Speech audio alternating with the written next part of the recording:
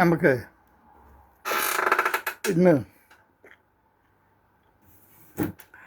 ഒരു 50 പേരടങ്ങുന്ന ഒരു ഗ്രൂപ്പ് ഉണ്ടാക്കിയാലോ?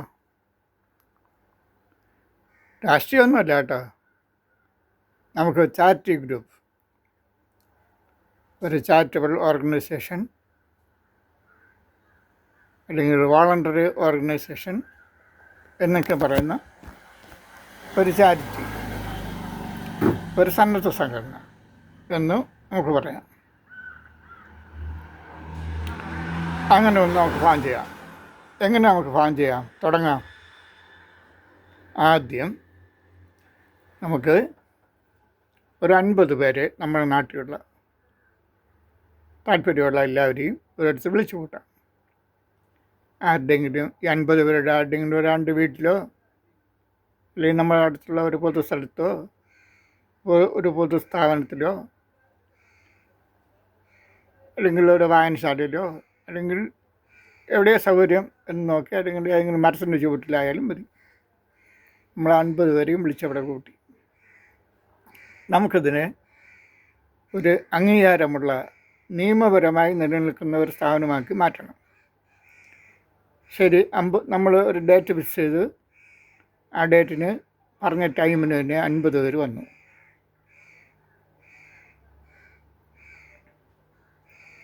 എത്ര ആൾ വന്നാലും നമ്മൾ അതിൽ ചേർക്കണം. 50 പേര് വന്നപ്പോൾ നമ്മൾ 50 പേരുടെയും പേരെഴുതിയെടുത്ത് ഒരു ലിസ്റ്റ് തയ്യാറാക്കി.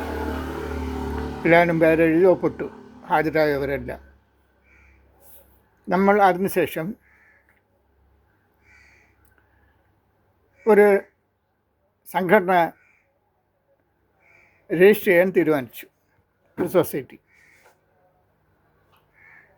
ഈ 50 പേര് വന്നിട്ടുള്ളവരുടെ പേരെഴുതി ഒപ്പിട്ടു. അതിനുശേഷം 50 പേരുടെ ഐഡൻ്റ് തന്നെ ഒരു പേര് നിശ്ചയിച്ചു അതിനിടാൻ. എക്സാമ്പിൾ ഗ്രീൻലാൻഡ് എന്നോ അല്ലെങ്കിൽ ഹാർട്ട് ഓഫ് ഇന്ത്യ എന്നോ എന്തെങ്കിലും ഒരു പേര് നമ്മൾ തീരുമാനിക്കുക. അപ്പോൾ 50 പേരും കൂടി ഏതെങ്കിലും ഒരു പേര് നിശ്ചയിച്ചു, പേര് ഉറപ്പിച്ചു. ഇനി ആ പേരിലായിരിക്കും ആ സൊസൈറ്റി അറിയപ്പെടുന്നത്. എന്നിട്ട് നമ്മൾ ഈ സൊസൈറ്റിയെ നമ്മുടെ അടുത്ത പ്രദേശങ്ങളിലൊന്നും ഈ സൊസൈറ്റി ഉണ്ടാവരുത്. ഈ പേരിൽ നമ്മുടെ അറിവിൽ ഇല്ല എന്ന് ഉറപ്പ് വരുത്തിയ ശേഷം നമ്മളത് ഉറപ്പിച്ചു. ആ പേരും പ്രകാരം നമ്മൾ രജിസ്റ്റർ ചെയ്യാൻ തീരുമാനിച്ചു. അപ്പോൾ നമുക്ക് ഒരു കമ്മിറ്റി വേണം, ഒരു ഭരണസമിതി. ഈ 50 പേരിൽ നിന്ന് നമ്മൾ president, vice president, secretary, joint secretary, treasurer, executive committee members ഒരു 5 പേര്, എല്ലാം കൂടി നമ്മൾ 10 പേരെ 12 പേരെ തിരഞ്ഞെടുത്ത് അവരാണ് ഭരണസമിതി. ഈ 50 പേരിൽ നമ്മൾ തിരഞ്ഞെടുത്ത ഈ 12 പേരും ഭരണസമിതിയും ബാക്കിയെല്ലാം ജനറൽ ബോഡിയും. നമ്മൾ ഈ ജനറൽ ബോഡിയും ഭരണസമിതിയും വെച്ച് നമ്മൾ നിശ്ചയിച്ച പേരിൽ സൊസൈറ്റി ആക്ട് അനുസരിച്ച് രജിസ്റ്റർ ചെയ്തു. അത് ഡിസ്ട്രിക്റ്റ് സൊസൈറ്റി രജിസ്റ്റർ ഓഫീസിലാണ് രജിസ്റ്റർ ചെയ്യുന്നത്. രജിസ്റ്റർ ചെയ്യുമ്പോൾ നമുക്ക് അവിടെ നിന്ന് ഒരു സർട്ടിഫിക്കറ്റ് കിട്ടും. ആ സർട്ടിഫിക്കറ്റ് കിട്ടിക്കഴിഞ്ഞാൽ നമുക്കൊരു ഓഫീസ് ഉണ്ടാവണം, അഡ്മിഷൻ രജിസ്റ്റർ ഉണ്ടാവണം, കുറേ ഡോക്യുമെൻറ്റ്സ് ഉണ്ട് അതിൻ്റെ പേരിൽ. ഒരു സൊസൈറ്റിക്ക് വേണ്ട എല്ലാ റെക്കോർഡുകളും നമ്മൾ ശേഖരിച്ച് വയ്ക്കണം. ഒരു ഓഫീസ് ചെറിയ വാടകയ്ക്കോ അല്ലെങ്കിൽ ആരെങ്കിലും സംഭാവന തരുന്നതോ ആയിട്ട് തൽക്കാലം ഉപയോഗിക്കുക. ഒരു ബോർഡ് വയ്ക്കണം, നമ്മൾ രജിസ്റ്റർ ചെയ്ത ആ പേരുള്ള ഒരു ഓഫീസ് സെറ്റപ്പ് ഉണ്ടാവണം. അതുണ്ടാക്കിയ ശേഷം നമ്മൾ ഈ രജിസ്ട്രേഷൻ സർട്ടിഫിക്കറ്റ് വെച്ച് പല പ്രൊജക്റ്റുകളും നടപ്പിലാക്കുന്നു. തൊഴിലില്ലായ്മയാണ് പ്രശ്നമെങ്കിൽ അതിനുള്ള പരിഹാരം കാണുക. അതിന് വേണ്ട ഏജൻസികളെ നമ്മൾ ബന്ധപ്പെടുക. ഇതിന് നമ്മുടെ നാട്ടിൽ ട്രെയിനിങ് പ്രോഗ്രാം, എന്തെങ്കിലും തൊഴിൽ ചെയ്യുന്നതിനുള്ള ട്രെയിനിങ് പ്രോഗ്രാംസ് പ്ലാൻ ചെയ്യുക. അതിനുള്ള പ്രൊജക്റ്റുകൾ തയ്യാറാക്കുക. എന്നിട്ട് നമ്മൾ കേരള ഗവൺമെൻറ്റിൻ്റെയും ഇന്ത്യ ഗവൺമെൻറ്റും വിവിധതരമായ ഏജൻസികൾക്ക് നമ്മൾ അപ്ലൈ ചെയ്യുക. പ്രൊജക്റ്റ് പ്രപ്പോസൽ തയ്യാറാക്കി അപ്ലൈ ചെയ്യുമ്പോൾ നമുക്ക് അത് നമ്മുടെ രജിസ്റ്റർ ചെയ്ത സ്ഥാപനത്തിൻ്റെ പേരിൽ നമുക്ക് ഗ്രാൻഡ് കിട്ടും. നമ്മൾ ലോൺ എടുക്കാനും കടബാധ്യതയിൽ പെടാനും ബാങ്കിന് അടിമയാവാനും നിൽക്കണ്ട. നിങ്ങളുടെ സൊസൈറ്റിക്ക് നമ്മൾ രജിസ്റ്റർ ചെയ്ത സ്ഥാപനത്തിന് ലോൺ കിട്ടും, ഗ്രാൻഡ് കിട്ടും. ആ ഗ്രാൻറ്റുകൾ വെച്ച് പലവിധമായ പ്രൊജക്റ്റുകളും പദ്ധതികളും ആ ദേശത്തേക്കുള്ള വികസന പ്രവർത്തനങ്ങൾ നടപ്പിലാക്കാം. ഇനി നമുക്ക് ഇന്ത്യ ഗവൺമെൻറ്റിൻ്റെയോ ഇന്ത്യയിലുള്ള ഏജൻസികളുടെ ഫണ്ട് പോരാ. നമ്മൾ ഈ കിട്ടിയ സർട്ടിഫിക്കറ്റ് വെച്ച് FCRAയ്ക്ക് കേന്ദ്ര ഗവൺമെൻറ്റിൽ അപ്ലൈ ചെയ്യുക. Foreign correspondence regulations act FCRA.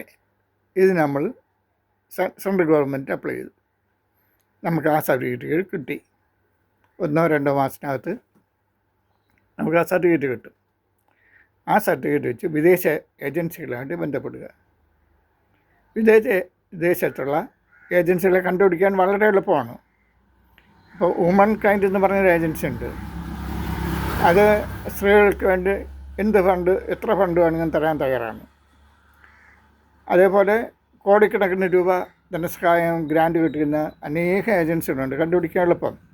നമ്മൾ ഗൂഗിൾ സെർച്ചിൽ international funding agencies for NGOs എന്ന് അടിച്ചാൽ മതി. നമ്മൾ രജിസ്റ്റർ ചെയ്ത സ്ഥാപനം നമ്മളിപ്പോൾ NGO ആണ്, നോൺ ഗവൺമെൻറ്റൽ ഓർഗനൈസേഷൻ, രജിസ്റ്റേർഡാണ്. വർഷം പുതുക്കണം. നമ്മൾ ചെയ്യേണ്ട കാര്യങ്ങളെല്ലാം ചെയ്യണം. അതെല്ലാം രജിസ്റ്റർ ഓഫീസിൽ നിന്നുള്ള രേഖകളിൽ കിട്ടും. നമുക്കൊരു ബൈല ഉണ്ടാവും. ആ ബൈല പ്രകാരം നമ്മളെല്ലാം പ്രവർത്തിക്കണം. വിദേശത്തെ ഏജൻസികളിൽ നിന്ന് ഫണ്ട് വാങ്ങിക്കാം. ഫണ്ട് വാങ്ങിച്ച് നമ്മൾ അഴിമതിയില്ലാതെ നമ്മൾ പ്രൊജക്റ്റുകൾ നടപ്പിലാക്കണം. അഴിമതി ഉണ്ടാകാൻ ഒരിക്കലും സാധ്യതയില്ല. കാരണം നമ്മളിപ്പോൾ ചെയ്തിരിക്കുന്ന ഒരു ജനകീയ കമ്മിറ്റിയാണ്, പൊതുവായ കമ്മിറ്റി, പൊതുവായ സംഘടന. ചില വ്യക്തികൾ ഇൻഡിവിജ്വൽ വ്യക്തിപരമായി ഈ സൊസൈറ്റി ആക്ടിനെ ഇല്ലാതാക്കുന്നുണ്ട്. ചില വ്യക്തികൾ സ്വന്തമായി സംഘടന നടത്തും, ഒറ്റയ്ക്ക്, തനിച്ച്. അവർക്ക് സ്വാധീനമുള്ള അവരുടെ ബന്ധുക്കളെയും ഇഷ്ടക്കാരെയും വേണ്ടത്തുകാരെയും വെച്ച് ഇതിനെ ദുർവിനിയോഗം ചെയ്യുന്നുണ്ട്, ഈ സംഘടനയെ, ഈ ആക്ടിനെ. അങ്ങനെയുള്ളവർ ചെയ്യുന്നതിനെ നമ്മൾ പറഞ്ഞ് മനസ്സിലാക്കുക. അത് അഴിമതിയാണ്, അത് ചെയ്യാൻ പാടില്ല, അത് അനീതിയാണ്, ജനകീയ കമ്മിറ്റിയെ പാടുള്ളൂ എന്ന്. പക്ഷേ അവർക്ക് അങ്ങനെ ചെയ്യാനായിട്ട് ഗവൺമെൻറ് തന്നെയാണ് അവസരം ഉണ്ടാക്കിയിരിക്കുന്നത്. ഗവൺമെൻറ് ഈ ആക്റ്റിലൊരു മാറ്റം വരുത്തിയിട്ടില്ല.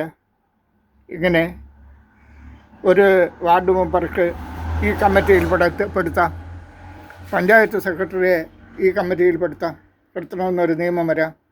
അല്ലെങ്കിൽ ഗവൺമെൻറ്റിൻ്റെ ഏതെങ്കിലും ഒരു സ്റ്റാഫ് ഇതിൽ പെടണം എന്ന് നിർബന്ധം വരാം, നിയമം വരാം. അങ്ങനെ വന്നു കഴിയുമ്പോൾ ഇവർക്ക് അഴിമതി ചെയ്യാൻ പറ്റില്ല. എല്ലാ വർഷവും ഇലക്ഷൻ നടക്കും. ആ സമയത്ത് പുതിയ പുതിയ കമ്മിറ്റികൾ വന്നുകൊണ്ടിരിക്കും. അഴിമതി ചെയ്യാൻ പറ്റില്ല.